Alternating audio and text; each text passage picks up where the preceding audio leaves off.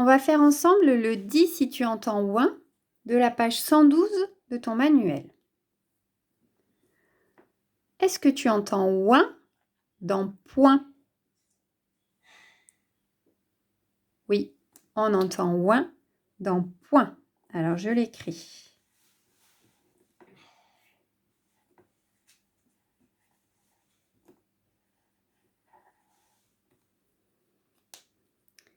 Ensuite, est-ce que tu entends ouin dans indien?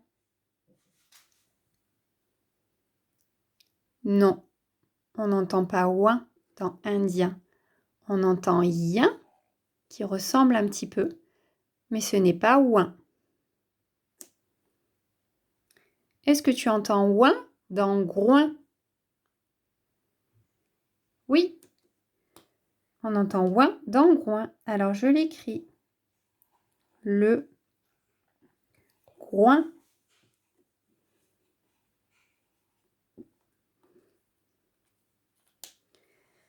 Est-ce que tu entends ouin dans citrouille? Non, pas du tout. Est-ce que tu entends ouin dans tente? Non. Est-ce que tu entends ouin dans foin? Oui, on entend ouin dans foin.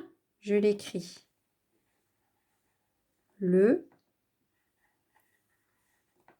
foin.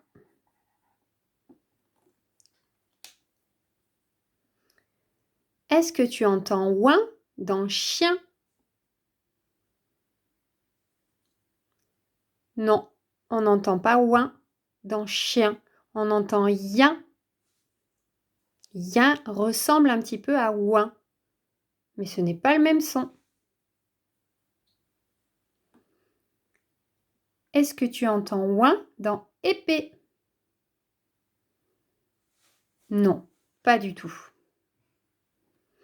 Alors, si on regarde les mots point, groin, foin, je te laisse le temps d'observer et de trouver quelles sont les lettres qui font le son ouin.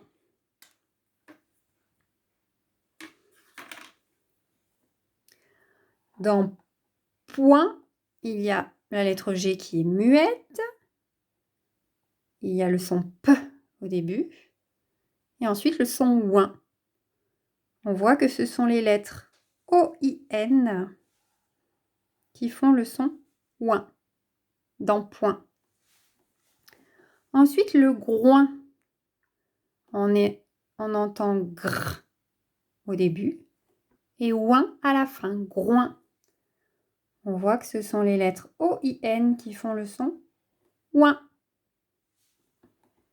Et enfin, dans le foin, foin, on entend f au début avec la lettre F et ouin à la fin. On voit que là encore, ce sont les lettres O-I-N qui font ouin. Donc, le son ouin s'écrit O-I-N avec 3 lettres. O-I-N en script. O-I-N en attaché.